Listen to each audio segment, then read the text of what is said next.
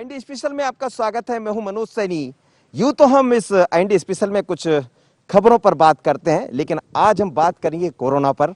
और कोरोना का संकट यदि है, भयावहता है, तो इंदौर का नाम मध्य प्रदेश में सबसे ऊपर है। लेकिन यहाँ लोग जीवटता के साथ उससे लड़ रहे हैं, धैर्य के साथ आगे बढ़ रहे हैं। संयम रखने की जरूरत। और सबसे बड़ा चैलेंज तो पुलिस के सामने है, क्योंकि बहुत सारी जिम्मेदारियां हैं, कैसे निभाना है। तो चलिए आज इसमें समझते हैं और ढूंढते हैं कि आप कैसे पॉजिटिव होंगे, कैसे सकारात्मक होंगे। तो आज इसी पर हम बात करते हैं। मेरे साथ है इस वक्त इंदौर के आईजी हरिनारायण चारी साहब। स्वागत है सर आपका। बहुत बहुत धन्यवाद। ये जो दौर चल रहा है, आप लोग यूं तो बहुत बरसों हो गए सेवा करते। पिछला 2020 का कोविड भी आपने देखा। ये कोविड कितना अलग, कितना चैलेंज है इसमें? ये कोविड कई गुना ज़्यादा चैलेंजिंग है। सबसे पहले तो यह अप्रत्याशित है, और जिस तरीके की परिस्थितियां पैदा हुई, वो परिस्थितियां निश्चित तौर पे सभी के लिए चौंकाने वाली थी। और जिस तरीके से इसके नए म्यूटेंट्स आए हैं, जिस तरीके से इसके अलग अलग स्वरूप आए हैं, तो ये सभी को इसने झकझोरा है। लेकिन पुलिस ने इसके लिए अपने को तैयार किया है। आपने पुलिस का चूँकि चर्चा की, तो मैं बताना चाहूँगा कि पूरे जोन की जहाँ तक बात है, पुलिसकर्मी जो है चूँकि फील्ड में काम करते हैं, फ्रंट पे रहते हैं, तो निश्चित तौर पे उनके संक्रमण होने की संभावना भी ज़्यादा रहती है। उसको ध्यान में रखते हुए यहाँ पे कई ऐसे प्रयोग किए गए हैं, और कुछ फिर निष्कर्ष भी निकले हैं जिससे मैं अवगत कराना चाहूँगा। अगर हम इंदौर जोन की बात करें, तो इंदौर जोन में अभी 1360 ऐसे जवान हैं, ऐसे पुलिसकर्मी हैं जो इससे प्रभावित हुए हैं। लेकिन अच्छी बात यह है कि उसमें से लगभग 220 को छोड़ करके बाकी सभी ठीक होकर के घर जा चुके हैं। और 220 भी इसलिए सिर्फ कि अभी वो समय सीमा जो 14 दिन की होती है वो पूरी नहीं हुई है, यानी वो भी घर जाएंगे। सिर्फ 3 अपने साथियों को हमने खोया है, 3 हमारे साथी शहीद भी हुए हैं। लेकिन अगर हम देखें तो ठीक होने वालों की संख्या काफ़ी ज़्यादा है, और 90% लगभग इसमें घर पर ठीक हुए हैं। और इसका एक बड़ा कारण अगर हम मानेंगे, तो जो 2 टीके जो लिए गए थे, मैं सबको अनुरोध करना चाहूँगा कि टीका निश्चित तौर पे हमें दोनों टीके लेने चाहिए। टीके निश्चित तौर पे फायदेमंद साबित हुए हैं। जिन जवानों ने भी 2 टीके लगाए थे, उनका अगर हम देखें तो ठीक होकर के घर गए हैं, गंभीर रूप से संक्रमित नहीं हुए हैं। और अगर हम देखें तो उसमें से अधिकांश 90% से ज़्यादा घर पर ही साधारण दवाइयों से ठीक हो गए हैं। तो ये आपको लग रहा है कि शुरुआत का जो दौर रहा टीके को लेकर, लोगों के मन में भ्रांतियां रही कि टीका लगवाएंगे, लेकिन जिन लोग ने लगवा लिया वो ठीक हो गए? शुरुआती दौर में हर चीज़ जब कोई नई शुरू होती है तो बहुत सारी आशंकाएं और आपत्तियां मन में रहती हैं। लेकिन अब चूंकि आंकड़े बहुत स्पष्ट हैं, अब हमारे सामने उदाहरण है, हमारे सामने कोई भ्रम पर या फिर किसी अनुमान की बात नहीं है, हमारे सामने जीवंत आंकड़े हैं। और वो आंकड़े बताते हैं कि अगर हम टीके लेते हैं, इन टीकों से करते हैं, तो हम निश्चित तौर पे बेहद सुरक्षित हैं। क्योंकि अगर हम देखें तो इसमें अधिकांश जो जवान हैं हमारे बिल्कुल सुरक्षित होकर घर पहुंचे हैं। उन्हें किसी बड़े स्तर पर, व्यापक स्तर पर चिकित्सा की जरूरत नहीं पड़ी। वो स्थानीय संसाधनों के बल पर घरों पर ही ठीक हुए। तो ये लगता है कि अगर हमें अगर दोनों टीकों अगर हमने लगवाए हैं, तो हम बेहद सुरक्षित हैं। और सभी लोगों को जिन्होंने जो बच गए हैं उन्हें लगवाया जाएगा। पुलिस ने इसके अलावा 2 और काम किए हैं। एक तो अगले 2 दिनों में जो सभी जवान हैं जो पूरे जोन के, उनके लिए तय किया गया है मैन टू मैन कि उनको सभी को पूरी तरह से टीकाकृत किया जा सके, ताकि वो ऊंचे हौसले के साथ और बेहतर ढंग से, ज़्यादा आत्मविश्वास के साथ अपनी ड्यूटी को कर सकें। दूसरा, इंदौर में एक पुलिस का एक छोटा सा अस्पताल भी 1-2 दिन में शुरू किया जा रहा है, जो कि मुख्य तौर पे 14 बेड का होगा। छोटा सा अस्पताल है, बहुत ज़्यादा आधुनिकतम सुविधाओं से नहीं होगा। उसमें कुछ 1 दर्जन के आसपास, उसमें 1 दर्जन से थोड़े से ज़्यादा उसमें बेड होंगे। लेकिन प्रारंभिक तौर पे अगर कोई व्यक्ति गंभीर हो रहा है, क्योंकि अस्पतालों में कई बार इंतजार करना पड़ सकता है, तो उसके आधार के बीच की दूरी को एक CHC की तरह उसको बीच में प्रारंभिक इलाज के लिए हम उसको उपयोग कर सकते हैं। लेकिन निश्चित तौर पर इससे भी पुलिसकर्मियों को राहत मिलेगी। आपसे मेरी बात हो रही थी, आप कह रहे थे कि कोरोना इस समय लोग ले रहे हैं, लेकिन खान पान क्या इसमें विशेष है? जैसा आपने कहा, मैंने कई लोगों को खान पान के कारण ही ठीक होते देखा या कर दिया आप लोगों ने। देखिए, 2 चीज़ें वैज्ञानिक रूप से प्रमाणित हैं, हम सभी लोग ले भी रहे हैं। 2 चीज़ें प्रमाणित हैं कि जब हम अल्कलाइन फूड का सेवन करते हैं, डॉक्टर्स या जो चिकित्सा विशेषज्ञ हैं, उनका मानना है कि जो अल्कलाइन फूड हम खाते हैं किसी भी तरीके की, तो उसको इस वायरस से लड़ने की प्रवृत्ति हमारी मजबूत होती है, हम बेहतर ढंग से लड़ पाते हैं। बताइए अल्कलाइन फूड क्या होते हैं, क्योंकि लोग समझ सिर्फ हम कोरोना को ही क्यों, अगर हम बेहतर चिकित्सा पद्धति को देखें, तो जो भी बड़ी बीमारियां हैं, इवन जैसे कैंसर हो गया या कोई और बड़ी जो लाइलाज बीमारियां, उसमें भी जो डॉक्टर्स हैं, या नेचुरोपैथी में या फिर एलोपैथी में भी जो न्यूट्रिनिस्ट हैं, जो पोषण विशेषज्ञ हैं, उनका कहना है कि अल्कलाइन फूड्स, यानी कि ऐसे फूड्स जिनका pH वैल्यू 7 से ज़्यादा हो। जैसे कि मान लीजिए कि हम लोग खाने में बहुत सारे सलाद इस्तेमाल करते हैं, जैसे कि खीरे, ककड़ी, टमाटर, ये अल्कलाइन फूड्स हैं। इस तरीके की चीज़ों को खाने से हमारे अंदर शरीर में इन चीज़ों से लड़ने की जो ताकत पैदा होती है, जैसे कि लौकी जैसी सब्जियां हुई, जैसे कि हम लोग जो बहुत सारे जो ताज़ी सब्जियां खाते हैं उनका पीएच वैल्यू 7 से ज़्यादा होता है। इसमें 2 चीज़ें बड़ी कारगर पाई गई हैं, जैसा कि लोगों ने, नारियल पानी है, नारियल पानी इसमें बड़ा उपयोगी है, हमारे प्रतिरोधी तंत्र को मजबूत करता है। और साथ ही साथ हम विटामिन सी जानते हैं कि सभी लोग लेते हैं, बड़ी सामान्य सी बात है, लेकिन विटामिन सी की जो हम गोलियां खाते हैं वो निश्चित तौर पे उसमें प्रतिशत कम होता है। विटामिन सी चूंकि एक चीज़ जो हम प्राकृतिक रूप से लेते हैं और दूसरी चीज़ जो कि हम एक्सट्रैक्ट करते हैं, इस तरह से मशीनों के माध्यम से बनाते हैं, दोनों की गुणवत्ता में बड़ा अंतर होता है। तो अगर हम उस तरह के फलों को ज़्यादा खाएं, अगर हम उस तरीके के ज़्यादा से ज़्यादा उन चीज़ों को प्राकृतिक रूप से सेवन करें, यानी जो साइट्रस फ्रूट्स हैं, जैसे कि मौसमी हो गया, संतरे हो गए, या इस तरह के किन्नू हो गए, नींबू हो गए, इन चीज़ों का सेवन करें तो ये चीज़ें हमारी प्रतिरोधी तंत्र को मजबूत करती हैं और किसी भी विटामिन सी के गोली से कई गुना ज़्यादा असरदार होती हैं। तो इन चीज़ों को, छोटी छोटी चीज़ों का हम लोग करें।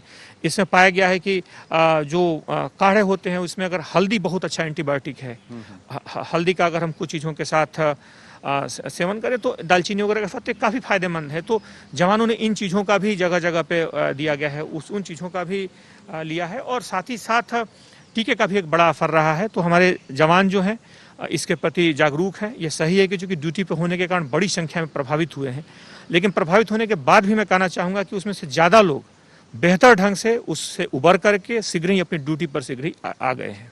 लेकिन ये जो ड्यूटी है जिसका आप ड्यूटी का जिक्र कर रहे हैं, लंबा अरसा बीत गया है, ये ड्यूटी कितनी अलग है? इसमें तमाम तरह के फोन कॉल्स भी आ रहे होंगे आपके पास, क्योंकि लोग उम्मीद करते हैं, लोगों को लगता है कि पुलिस के अधिकारी को बता दीजिए तो मेरी समस्या आधी हल हो जाएगी। और फिर आप जैसा व्यक्ति है जिसका व्यक्तित्व ऐसा है कि हर व्यक्ति का फोन उठा लेगा, चर्चा कर लेगा, बात कर लेगा, कितने फोन दिन भर में आ रहे हैं इसमें? वो संख्या तो बहुत ज़्यादा रहती है और निश्चित तौर पे आजकल जो फ़ोन आते हैं वो पुलिस से जुड़े मुद्दों के लिए नहीं आते हैं, किसी अपराध के लिए नहीं आते, कानून व्यवस्था के लिए नहीं आते। आजकल निश्चित तौर पे जो लोगों की समस्या है, जो हॉस्पिटल्स है हो सकती है, हॉस्पिटल में एडमिशन की बात हो सकती है, गैस के सिलेंडर की बात हो सकती है, उसमें बहुत सारे ऐसे कॉल आते हैं जो आपको कई बार बड़े आपको झकझोर देते हैं। एक महिला का कल फ़ोन आया था, मैं नहीं जानता था कौन सी महिला थी, उसका अचानक था कि हमारे गैस का एक सिलेंडर है वो ख़त्म होने वाला है और 20-25 मिनट में अगर वो ख़त्म हो गया तो मेरी डेथ हो जाएगी। अब मैं सुन के चौंका, मैं नहीं जानता था। फिर मैंने अपने एक अधिकारी को, जो कि आईडी एसपी का अधिकारी, उनको तत्काल उस नंबर पर देकर कहा और उसकी फिर 3-4 बार अचानक जल्दी कॉल आई, आवाज़ बड़ी घबराई हुई थी। तत्काल अधिकारी गए, उन्होंने उसको लिया और जैसे तैसे एक हॉस्पिटल में ले आकर के भर्ती कराया गया। उन चीज़ों से बड़ी राहत मिलती है जब किसी की मदद पुलिस कर देती है, उन लोगों को पहुंचाती है, तो आपके लिए एक बड़ी आत्मीय सुकून होता है। लेकिन निश्चित तौर पे चूंकि गैस की टंकी या ऑक्सीजन? ऑक्सीजन का सिलेंडर होगा, उनके पास कम सिलेंडर होगा, हो सकता है समस्या से वो जूझ रही थी और उनको इस बात की आवश्यकता थी कि तत्कालिक तरह, मैं समस्या का एक स्वरूप बता रहा हूँ, क्योंकि समस्या का स्वरूप उसमें पुलिस ने पहुंची, पुलिस ने तत्काल उनको हॉस्पिटल में भर्ती कराया। वो यहाँ पे भर्ती भी होंगे, उनके नंबर्स भी हम लोगों के पास में। तो इस तरीके से पुलिस ने कई जगहों पर काफ़ी मदद की है। कई लोग जो परेशान हैं, पीड़ित हैं, मुख्तलिफ लोगों की समस्याओं का स्वरूप बदला है। अब समस्या अपराधों का नहीं है, अब समस्या है लोगों की मुख्य तौर पे जो भी उनके स्वास्थ्य से जुड़े जो मुद्दे हैं, हॉस्पिटल से लेकर के चाहे कई बार लोगों के फ़ोन आ जाते हैं कि हमें प्लाज्मा के लिए फ़ोन आ जाते हैं, कई बार लोगों के फ़ोन हॉस्पिटल्स, बेड, ऑक्सीजन, तमाम अलग अलग समस्याओं के, क्योंकि पुलिस के सीधे परिधि में मुद्दे नहीं आते, लेकिन पुलिस एक मानवीय दृष्टिकोण से निश्चित तौर पे इन मुद्दों पर भी काम करती है, इन चीज़ों को भी संवेदनशीलता से लेती है और बहुत सारे जगहों पर इन मुद्दों पर लोगों को राहत दी गई है। अपने जो भी अपने उसकी क्षमता में है, पुलिस इन मुद्दों पे भी गंभीरता से काम कर रही है। और ये माना जाए कि पुलिस को कई दफा कहते हैं कि पुलिस का ये मानवीय चेहरा है, लेकिन ये वो वक्त है जब पुलिस ये बता सकती है कि नहीं, पुलिस मानवीय नहीं है, मानवीय है, जैसा आप कर रहे हैं। नहीं, पुलिस निश्चित तौर पे पुलिस की चूंकि अभी जो जिम्मेदारियां हैं, पुलिस की जिम्मेदारियां चुनौतियों के साथ बदलती है। अभी चुनौतियां दूसरे तरीके की हैं।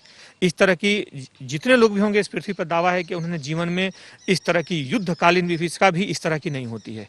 इस तरह की समस्या, इस तरह की चुनौती हम लोगों ने कभी कल्पना भी नहीं की होगी कि हाँ, इस तरह के चुनौती आएगी जो किसी भी देश के संसाधनों पर भारी पड़ सकती है। इसमें हमारे पास जो संसाधन है उनका बेहतर ढंग से हम कैसे उपयोग करें, कैसे उनकी मदद करें। और सबसे बड़ी बात कि इसमें हम लोगों के मनोबल को छोटा ना होने दें, क्योंकि कोई भी हार, इसमें जितनी ज़्यादा लोग कोरोना से हारेंगे उससे कई गुना ज़्यादा लोग मनोबल टूटने से हारते हैं। इसमें सबसे बड़ी एक, अगर हम देखें, अगर हम लोगों से चर्चा करें, बात करें, तो लोगों को जो अकेलापन का, जो लोगों से टूट जाने का, लोगों से सहारा न मिलने का जो एक भय होता है, एक जो अकेलापन होता है, वो शायद ज़्यादा मारती है। तो मुझे लगता है कि एक मानवीय चेहरे के रूप में पुलिस साथ में है, लगातार मनोबल भी बढ़ा रही है, लोगों से जुड़ भी रही है और उनको एक हौसला दे रही है कि इस समस्या से भी हम जल्द ही निपटेंगे, उभरेंगे और मजबूती के साथ खड़ा होंगे। पुलिस की ड्यूटी कई घंटों की होती है, पुलिस के कोई घंटे नहीं होते। कहा भी जाता है कि यदि पुलिस के थाने बंद कर दिए जाए तो समझ आ जाएगा कि पुलिस क्या ड्यूटी करती। लेकिन इस तरह जो भी आपने कहा कि इस बार की ड्यूटियाँ बहुत अलग है, तो इसमें घर का एक चैलेंज भी होगा, घर परिवार के लोग भी चिंता करते होंगे। इस चिंता के बीच में ड्यूटी करना और करवाना कितना महत्वपूर्ण है? इसमें निश्चित तौर पे अगर हम देखें तो एक चीज़ है, इस बार हम लोगों ने ध्यान देना शुरू किया। अगर पूरे संख्या की बात करें, जैसे मैंने संख्या बताई, एक चीज़ इसका एक और दूसरा पक्ष में बताना चाहूँगा कि इसमें बड़ी संख्या में पुलिस कर्मियों से ज़्यादा पुलिस कर्मियों के परिवार वाले ज़्यादा संक्रमित हुए हैं। इसका इसका एक दूसरा पहलू मैं विस्तार से बताना चाहूँगा कि पुलिसकर्मी टीका लगाने के कारण तो बहुत हद तक उससे सुरक्षित हो गए, लेकिन कई बार वो एसिम्प्टोमेटिक होकर घरों में गए और घर में उन्होंने बच्चों और अपने परिवार वालों को संक्रमित कर दिया। तो इस तरह की स्थितियां मतलब होती रहती हैं। मतलब जैसे जिस तरह की घटनाएं हुई हैं, या हमारे यहाँ भी बाकी जगहों को देख कर लगता है कि ये चीज़ें शायद हो रही हैं। तो उसमें अब इस बार हम लोग का जो अभियान है, जोर है, चूँकि अभी 1 मई के बाद सभी लोग करा सकते हैं, तो जो लोग बच गए हैं सभी को ज़्यादा से ज़्यादा टीकाकरण पर जोर होगा कि लोग बाहर निकलें, टीकाकरण कराएं। उसको लेकर के मन में कोई ग्रंथि या आशंका ना पालें, बेझिझक होकर के इस टीकाकरण को लगवाएं। और जहाँ तक चुनौतियों की बात है, निश्चित तौर पर चुनौती का स्वरूप जो है अभी बिल्कुल सामान्य जो चुनौतियाँ हैं उससे अलग हैं। और यह चुनौती पुलिस की शारीरिक क्षमता के साथ साथ उसके मानसिक दक्षता और मजबूती की भी एक परख की वक्त है। लेकिन लोगों के मन में कई तरह की भ्रांतियां चल रही है। व्हाट्सएप आप देख रहे हैं आजकल, व्हाट्सएप यदि आपने सुबह खोल लिया तो व्हाट्सएप पर दिखता है कि फलाना व्यक्ति आपका जो अभिन्न था, आपके उसके रिश्ते थे, वो नहीं रहा, ऐसी खबरें मिल रही। लेकिन लोग पॉजिटिव कैसे हो, चूंकि कई लोगों के आपके पास फोन आ रहे हैं, आप चर्चा कर रहे हैं, तो वो कैसे पॉजिटिव होंगे? ये निश्चित तौर पे ये वक्त, लेकिन हमें एक चीज़ इसमें बड़ी गंभीरता से ध्यान देना चाहिए। पूरे जो समस्या है इसका अगर हम सार देखें, ये अचानक ऐसे नहीं आती। अगर पहले दिन हम इसको ध्यान से देखें इस समस्या को, जैसे कि हमें कोई भी सिम्टम आता है, हमें बुखार, जुकाम, सर्दी, गंध का जाना, कोई भी चीज़ आती है, अगर पहले दिन से उसका हम सिंपल, अगर सिंपल जो दवाइयाँ हैं या नेचुरोपैथी की जो मैंने चीज़ें बताई, जो प्राकृतिक चिकित्सा जो मालूम है, ये 3-4 दिनों में बिल्कुल ख़त्म हो जाएगी। ये समस्या कभी चुनौती नहीं बनती। इस समस्या का स्वरूप हम उस माचिस की छोटी सी तीली से कर सकते हैं, जिसकी छोटी सी लौ अगर हमने देख लिया तो एक छोटी सी फूंक में बुझ जाएगी। लेकिन अगर हमने इंतजार किया 4-5 दिन, तो फिर वो बड़े जंगल को जैसे लौ दावानल का रूप ले लेती है और बड़े से बड़े टैंकर उसको नहीं बुझा पाते हैं, उस तरह का स्वरूप ले लेगी। तो हमें उसकी पहली लौ को पकड़ना है और पहली लौ को एक फूंक में बुझा देना है। ये हमें जरूर हमारा दृष्टिकोण होना चाहिए और इस तरीके से हम करेंगे तो ये बिल्कुल चुनौती नहीं है। जितने लोगों ने प्रारंभिक दौर में वो बड़ी से बड़ी गंभीर दूसरी संक्रामक बीमारियों से ग्रस्त रहे, हमने देखा अभी 93 वर्ष के एक व्यक्ति ने अभी कोरोना को अभी हरा कर घर लौटे।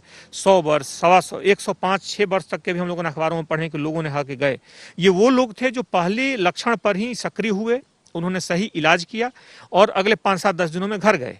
लेकिन अगर हम ज़्यादा आत्मविश्वास से भर करके लंबे समय तक इसको अगर हम लापरवाही से देखते हैं, इस पर गंभीरता से नहीं लेते हैं, टालते रहते हैं, तब ये समस्या बढ़ जाती है और जब समस्या को हम भांपते हैं तब तक इसका आकार बहुत व्यापक और हमारी हद से बाहर हो जाता है। ऐसा इंदौर बहुत अलग है। इंदौर में लगातार संख्या, और यदि मध्य प्रदेश की तुलना करें तो सर्वाधिक संख्या इंदौर की है। ये तो सब जानते हैं कि इंदौर एक सबसे बड़ा महानगर है, लेकिन आप लोग क्या देख रहे हैं इसके पीछे वजह? अगर हम इंदौर को देखें तो इंदौर सबसे बड़ा महानगर ही नहीं, बल्कि अगर मध्य भारत का देखें, आसपास के राज्यों को भी, तो एक बड़ा सेंटर है, चिकित्सा का भी एक गढ़ है। अगर हम आंकड़ों का जिक्र करें तो कुछ 16 जिलों के लोग यहाँ पे, अलग अलग 16 जिलों के लोग यहाँ पे हॉस्पिटल्स में भर्ती हैं। और साथ ही साथ जब मरीजों की संख्या निकाली गई तो लगभग 25% जो 25 से 30% जो मरीज हैं वो दूसरे जगहों के लोग इलाज करा रहे हैं। तो इस संख्या जो बड़ी है इसलिए है कि एक बड़ा एक यहाँ चिकित्सा का एक मजबूत आधार है, एक मजबूत गढ़ है। जहाँ तक अगर संख्या की बात करें तो संख्या में चूंकि ऐसे शहरों की जहाँ 40 लाख की आबादी हो, लगभग इतनी मोबिलिटी हो, 3-4 लाख की फ्लोटिंग पॉपुलेशन हो, हालांकि वो फ्लोटिंग पॉपुलेशन अभी कम है क्योंकि प्रतिबंधित काफ़ी हद तक उस पर रोक लगी है। तो उन जगहों को अगर हम देखते हुए यहाँ पे अलग अलग केंद्र हैं, हर तरीके के एयरपोर्ट्स हैं, रेलवे स्टेशन हैं, इतनी सारी गाड़ियाँ हैं, और साथ ही साथ देखें तो एक जो हाईवे है बहुत बड़ा, वो इस बार नहीं रोका गया क्योंकि उससे एक दूसरी समस्याएं, दूसरी परेशानियां पैदा होती हैं। तो इन सारे से इतनी बड़ी संख्या में लोगों का आवागमन है, तो वो भी एक चुनौती का हिस्सा है। कोशिश है कि लोगों को ज़्यादा समस्या भी ना हो, लेकिन इस लॉकडाउन को भी सख्ती से लागू कराया जाए, गंभीरता से लागू कराया जाए। लोग भी इसको लेकर के गंभीर हुए हैं। जिस तरह की चुनौती है, आपदा है, इस आपदा ने इस बार पिछली बार के अलग इस बार हर आदमी को कहीं ना कहीं छुआ है। हर आदमी का कोई ना कोई ऐसा परिजन, ऐसा व्यक्ति, कोई ऐसा अभिन्न व्यक्ति होगा जिससे गंभीरता से प्रभावित हुआ है। तो इसको लेकर के लोगों में गंभीरता आई है, लोग इसको लेकर के काफी सचेत हैं। पुलिस ने इसको गंभीरता से जो अभी चल रही है, लोग अनावश्यक न निकले, उसके लिए कार्रवाइयां भी कड़ी सख्ती से की हैं। और उद्देश्य है कि मुख्य तौर पे ये चूंकि वातावरण पर आधारित है, जिस तरह की चुनौतियां हैं उसमें कई बार परिस्थितियां ऐसी होती है कि हमारा तमाम प्रयास के बावजूद शायद हम उस अपेक्षित सफलता को हासिल नहीं कर पाते। जैसे चुनौती बढ़ रही है, संक्रमण रुक नहीं रहा है, लेकिन यह कोई स्थानीय घटना नहीं है। अगर हम देखें तो ये पूरे वैश्विक परिदृश्य में है, और आने वाले समय में प्रयास हमारा चल रहा है, पूरे सभी लोग, समाज का हर तबका, हर व्यक्ति कर रहा है, और हमें उम्मीद है कि आने वाले दिनों में जो प्रयास चल रहे हैं इसका नतीजा निकलेगा, और आने वाले 8-10 दिनों के अंदर फिर इसमें कहीं ना कहीं कमी आनी शुरू होगी। इंदौर में आप सीधे जुड़े, यहीं डीआईजी रहे, यहीं आईजी। अब इस पूरी रेंज में आपके पास कई बड़े जिले आते हैं, और ये ऐसा भी कहा जा रहा है कि इस बार शहर की अपेक्षा गांव में भी कोरोना ने प्रवेश कर गया। आपके पास किस तरह की जानकारी, और गांव के लिए पुलिस को क्या करना पड़ रहा है? गांव में पुलिस ने 2 तरीके के काम किए हैं। जिन इलाकों में इस तरह के संक्रमण फैले हैं, उन गांवों में पुलिस की गाड़ियां अचानक जाकर के चेक कर रही हैं। जैसे कि किसी गांव में अगर फैला है, उसको हम लोगों ने छोटे छोटे सेंटर्स, ऐसे कंटेनमेंट जोन्स बनाए हैं, उन जोन्स में पुलिस जाती है। अगर कोई घूमता हुआ दिखता है तो अस्थायी जेल भी बनाए गए हैं, और उस जेल में उन व्यक्तियों को रखा जाता है। पुलिस का उद्देश्य किसी को परेशान करना नहीं है, लेकिन उसको जरूर पुलिस कार्रवाई करेगी जो इसको व्यवस्था को भंग करने की कोशिश करता है। जो व्यक्ति इतनी बड़ी आपदा के होने के बाद भी परिस्थितियों को ठीक ढंग से नहीं समझ पा रहा है, इसलिए पुलिस उस पर कड़ी कार्रवाई कर रही है। कई जगहों पे, कई गांवों में इस तरह कार्रवाइयां हुई हैं। इवन इंदौर को छोड़ दें तो आप इवन बुरहानपुर, अल्लाजपुर, झाबुआ जैसे जिलों में भी इस तरह की बड़ी कार्रवाइयां हुई हैं। उद्देश्य यह है कि लोग जो है घरों से न निकलें, इसकी गंभीरता को समझें, क्योंकि खेल खेल में जब तक शायद हमारे सिर के पास से ये नहीं गुजरती है इसकी आँच, तब हम शायद तब तक नहीं समझ पाते हैं। लेकिन इस बार का जो ये वायरस है, इसका जो संक्रमण है, हम देख रहे हैं कि संक्रमण की जो रफ्तार है, संक्रमण का जो प्रभाव है, संक्रमण का लोगों पर जो असर है, उसका वो कई गुना ज़्यादा है पिछली बार के मुकाबले। तो हमें उसको उसी अनुपात में हमें ज़्यादा सचेत होना होगा, उसी अनुपात में हमें ज़्यादा गंभीरता से इसको लेना होगा। और हालांकि अब सभी ने लिया है, और मिलजुल के सभी लोग इससे निपटने में जूझ रहे हैं, और हमें उम्मीद है कि आने वाले कुछ दिनों में इस समस्या से हम उपट करके फिर मजबूती के साथ खड़ा होंगे। इंदौर में जैसे आपने संजीवनी एक कार्यक्रम चलाया, जबलपुर में रहते हुए, उसका डीआईजी रहते हुए इंदौर में भी आपने देखा, तो इस समय हर किसी को संजीवनी की जरूरत है। तो वो उस तरह की फोन भी आपके पास आ रहे होंगे कि मैं बहुत परेशान हूँ, जैसा आपने पहले एक महिला का जिक्र किया, तो क्या इस तरह कोई कार्यक्रम भी यहाँ चल रहे हैं? बहुत बड़ी संख्या में इस कोरोना की अगर हम बात करें तो इसने सबसे, अगर हम बड़े स्तर पर लोगों के हौसले को तोड़ा है। सबसे बड़ा अगर हम देखें तो जो व्यक्ति एक आंकड़े के अनुसार इस तरह के समस्या से जूझ रहा है या बीमारी से गुजर रहा है, उसमें से 70% लोग अवसाद से गुजर जा रहे हैं। अवसाद के उस मनोबल और विचारों के जो आरोह अवरोह होता है, उस दौरान गुजरते हैं। उनके दिमाग में कई बार इतनी नकारात्मक विचार आते हैं कि उनको लगता है कि जीवन का कोई भरोसा नहीं।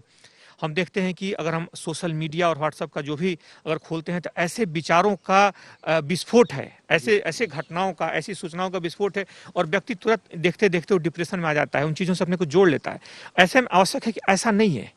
ऐसे अगर हम देखें तो बहुत कम संख्या में हमारे 90% से ज़्यादा लोग जो ठीक होकर के घरों में जा रहे हैं, जो सामान्य, जो हमें 90% 90 और 95 और 100 साल के लोग वापस जा रहे हैं। कई लोग ऐसे जो कोमोबिडिटी के बड़ी बड़ी बीमारी और अंग प्रत्यारोपण करा चुके हैं, वो लोग ठीक होकर घरों में जा रहे हैं।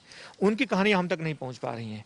क्योंकि वो करके, लेकिन हमें जानना चाहिए कि ऐसे बहुत सारे लोगों ने जो कि बहुत बुरी स्थिति में हैं, बहुत चुनौती से निकले हैं और ठीक होकर के घरों में हैं। हम भी अगर अगर हम इससे प्रभावित भी हो रहे हैं तो हमें हौसला रखें कि हम बिल्कुल ठीक होंगे, हम बिल्कुल बिल्कुल सचेत और बल्कि इच्छा शक्ति के साथ इसको जीत कर जाएंगे। यह लड़ाई शरीर की प्रतिरोधी क्षमता की लड़ाई सिर्फ नहीं है, ये मन की मजबूती की भी लड़ाई है। और अगर हम मन में मजबूती के साथ इसको लें तो निश्चित तौर पे यह एक छोटी सी जुकाम और खांसी से ज़्यादा नहीं है। हम इसको तेजी के साथ, मजबूती के साथ इस पर विजय प्राप्त करेंगे। लेकिन हाँ, आवश्यक है कि जब हम पहला लक्षण देखें, जैसा मैंने जिक्र किया कि जैसे ही पहला लक्षण देखें हम सारी दवाइयाँ, हमारी सारी जो एहतियात है उनको रखें, तब हम इसको एक फूंक के रूप में इस बीमारी की पहली जो आग है उसको पहले बुझा देंगे। वरना अगर हम देर किए, लापरवाही किए तो फिर बढ़ती हुई दावानल के रूप में एक बड़े हिस्से को, हमारे स्वास्थ्य के शरीर के बड़े भाग को अपने आवेश में ले लेगी। महकमे को कैसे समझा पा रहे हैं? आपका महकमा जो लगातार लगा हुआ है, इस समय कितने घंटे ड्यूटी करना पड़ रही? मैंने कहा था कि ड्यूटी नहीं होती पुलिस की, वो घंटे कभी गिने नहीं जाते, लेकिन इस वक्त क्या कुछ अलग ज्यादा समय गुजारना पड़ रहा? और फिर परिवार का होगा तो परिवारों को आप लोग कैसे कर रहे हैं? महकमे के सामने एक बड़ी चुनौती है, कुछ अतिरिक्त बल भी लगाया गया है। लेकिन अगर हम देखें तो महकमे के साथ साथ कई चीज़ें, लोग स्वस्थ रहें, इसके लिए सब लोग जो लॉ एंड ऑर्डर ड्यूटी जाएं, किसी भी तरह की भीड़ भाड़ इलाके में जाएं तो फेस शील्ड अनिवार्य किया गया है। सभी लोग थानों में भाप ले रहे हैं। थानों में साथ साथ विटामिन सी और जिंक जैसी जो गोलियां जो समान रूप से वो अनिवार्य किया गया है, सभी लोगों को उपलब्ध कराई गई है। साथ ही साथ एक निश्चित तौर पे जो सैनिटाइजर और मास्क की जो अनिवार्यता है वो तो लागू है ही। इन चीज़ों को ध्यान में रखते हुए सभी थाना प्रहरियों को बताया गया है कि गणना में देखें टेम्परेचर, जो इंफ्रारेड टेम्परेचर, उससे अगर किसी का टेम्परेचर ज़्यादा है, उसमें अगर किसी को समस्या है तो उस चीज़ को तत्काल संज्ञान में लाएं। यहाँ पे डीआईजी कार्यालय में एक अतिरिक्त पुलिस अधीक्षक स्तर के अधिकारी को एक नोडल अधिकारी बनाया गया है। अगर किसी भी जवान की स्वास्थ्य संबंधी समस्या है, चिकित्सा संबंधी कोई समस्या है, हॉस्पिटल में बेड नहीं मिल रहे हैं, तो उनको कोऑर्डिनेट करके उस जवान को या पुलिसकर्मी को तत्परता से मिल सके, ये भी सुनिश्चित किया गया है। क्योंकि जो जवान मेहनत से काम कर रहे हैं, जो दृढ़ता से काम कर रहे हैं, उनको स्वास्थ्य की चिंता न हो तो वो ज़्यादा आत्मविश्वास के साथ काम कर पाएंगे, और इसे सुनिश्चित भी किया गया है। इंदौर में प्रशासन और पुलिस प्रशासन मिलकर सभी यहाँ हमेशा खैर इस बात की पहचान होती रही, लेकिन इस चैलेंज को आप लोग सब मिलकर के, और इंदौर की एक और खासियत रही कि यहाँ लोग सहयोग के लिए आगे बढ़ते हैं, तो इस बार भी क्या वो सहयोग दिखाई दे रहा है लोगों का? हाँ, लोगों का सहयोग है, लोगों का सहयोग है। पुलिस ने यहाँ पर लगभग 30 यहाँ के एनजीओज का, युवाओं की एक ऐसी टीम बनाई है जो उन लोगों की मदद कर रही है, जो पुलिस के सहयोग से। एक सत्यकाम नाम की एक पुलिस ने एक छोटी सी एक ग्रुप बनाया है, जवानों का, युवाओं का ग्रुप है, और यह उन लोगों की मदद कर रहे हैं जिन युवाओं के जो अच्छे ढंग से हैं लेकिन उनके बच्चे जो हैं विदेशों में रहते हैं या कहीं दूसरे जगह पे, ऐसी जगहों पे नौकरी कर रहे हैं जो इन तक नहीं पहुंच पाते। उन लोग अगर कोरोना से पीड़ित हो जा रहे हैं तो उसमें चुनौती है कि उनको दवा कौन देगा, अब चुनौती है कि उनको खाना कौन देगा। उसमें चूंकि ये ऐसी बीमारी है, पहली बार इतिहास में हम लोग के जीवन में ऐसी बीमारी पहली बार आई होगी जिसने भावनात्मक तौर पे लोगों को सबसे पहले तोड़ा, शारीरिक तौर पर बाद में। क्योंकि हर बीमारी में दो चार लोग कुशल क्षेम पूछने आपके पास रहते हैं, लोग बैठे रहते हैं, इससे आदमी मानसिक रूप से संबल महसूस करता है। इससे व्यक्ति सबसे पहले अकेला होता है, शारीरिक पीड़ा बाद में होती है, मन की पीड़ा पहले आती है। इसमें पुलिस ने ऐसे लोगों को इकट्ठा करके एक ऐसा अभियान चलाया है कि उन लोगों तक भोजन, उनके पास दवा, उनके पास चिकित्सीय सहायता पुलिस पहुंचा रही है। और इससे लोगों में निश्चित तौर पर, चूँकि कई बार ऐसे समय में जब निराश होने लगते हैं, एक उम्मीद की एक बेहतर किरण जगती है, लोगों में एक उम्मीद जगती है। और निश्चित तौर पे हमारी जो टीम है उनको भी एक बड़ी खुशी होती है कि कुछ लोगों के चेहरों पर इस अवसाद के समय में भी मुस्कान ला पा रहे हैं। चलते चलते आप हमेशा जब कभी आपसे बात होती है तो कुछ कविताओं का जिक्र कर देते हैं जो संबल देती है, जो लोगों को बल देती है, कुछ कहेंगे? कविताएं निश्चित तौर पे हमें करती हैं, लेकिन वो कविता जो मुझे बड़ा पसंद है और मुझे लगता है कि ऐसे समय में बड़ा संबल देती है, उसको मैं कहना चाहूँगा कि पथ क्या पथिक कुशलता क्या, जब राह में बिखरे सूल न हो। पथ क्या पथिक कुशलता क्या, जब राह में बिखरे सूल न हो। नाविक की धैर्य कुशलता क्या, जब धाराएं प्रतिकूल न हो। तो धाराएं इन दोनों प्रतिकूल है, और इन धाराओं से कैसे निपटना है, इन धाराओं को कैसे पार करना है, उसका एक ही तरीका है। एक तो घर में रहिए, मास्क लगाइए, संबल लेकर चलिए। आपके मन में यदि जरा सा भी नकारात्मकता आती है तो उसको दूर कर दीजिए। जहां आप पॉजिटिव होंगे, जहां आपकी सोच सकारात्मक होगी, तो हर रास्ता आपके लिए आसान हो जाएगा, हर राह को आप आसान बना बैठेंगे, हर जंग को आप जीत लेंगे। कोरोना भी एक जंग है, इस जंग में जैसे आईजी साहब बता रहे थे कि कैसे अपने पुलिस जवानों को उन्होंने सपोर्ट किया, कैसे पुलिस जवानों के परिवारों के साथ बात कर रहे हैं, और उसमें सिर्फ और सिर्फ दिखाई देता है सकारात्मकता। जब आपके मन में ये सब दिखाई देने लगेगा तो ये जंग आप जीत जाएंगे। कोई खास बड़ी बात नहीं है, ऐसे कई दौर आए हैं। इतिहास को जब उठाएंगे आप या बरसों पहले आप देखेंगे तो ऐसी महामारी भी पहले आई, लेकिन अब चीज़ें बदल गई। अब आपके पास व्हाट्सएप है, मोबाइल है, तमाम तरह की चीज़ें हैं। उसमें नकारात्मक चीज़ें मत देखिए, पॉजिटिविटी देखिए। निश्चित रूप से इस जंग को जीतेंगे। इस मुलाकात में इतना ही। अगली बार फिर मुलाकात होगी किसी नए मेहमान से, लेकिन ये मुलाकात कोरोना के लिए है। देखिए, समझिए और जानिए। मुझे दीजिए इजाज़त। बने रहिए इंडिया 24 पर।